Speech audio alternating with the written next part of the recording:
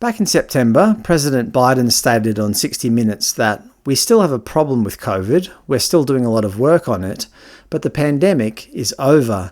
So I thought it would be interesting to see how the vaccine companies' stocks are performing this year, now that the pandemic is over. In Australia, there are 4 approved vaccines according to the Department of Health, so we'll mainly look at these stocks, but also look at the international vaccine companies later in this video. Let's start with the go-to vaccine company, the American pharmaceutical multinational Pfizer. Although it's made a bit of a resurgence in the last month or two, partially due to their new bivalent vaccines, overall in 2022 they've performed fairly poorly at minus 12.64% for the year to date.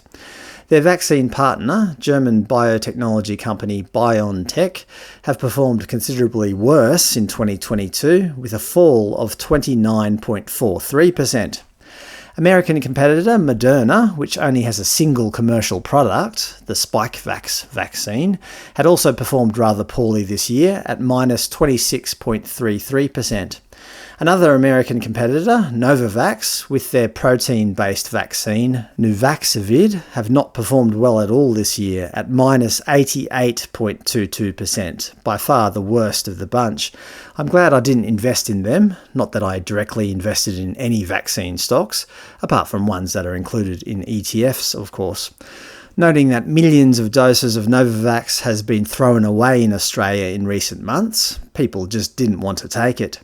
But perhaps the surprise performer, British-Swedish pharmaceutical giant AstraZeneca, has performed really well this year with an increase of 30.55%. Hang on, what's going on there? Many of you might remember that the AstraZeneca vaccine had some issues, which I'm not allowed to speak about apparently, even though every news agency in the world is allowed to. But despite that, their stocks are soaring. Well, I have a theory on that. Because their vaccine suffered a PR nightmare early on, they basically moved on to other endeavours such as fighting cancer. They certainly backed the right horse on that one. Anyway, they were the 4 vaccines used in Australia, but I'll quickly summarise some of the internationally used vaccine companies. Janssen Biotech, owned by American consumer healthcare giant Johnson & Johnson, is doing okay at positive 2.65%.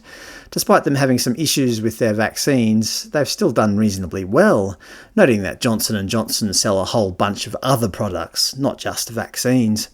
Chinese pharmaceutical company Sinovac Biotech used to be listed on the Nasdaq, but the exchange halted their trading in February 2019 due to a proxy fight. That is, when a corporation's stockholders develop opposition to some aspect of the corporate governance. Chinese state-owned enterprise Sinopharm have done okay this year at 6.21%.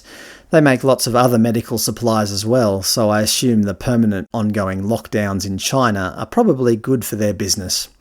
Indian biotechnology company Bharat Biotech, which created Covaxin, is a privately held company, and therefore its shares are not listed on any stock exchanges. Anyway, that's the current state of play of vaccine stocks around the world. Thanks for watching.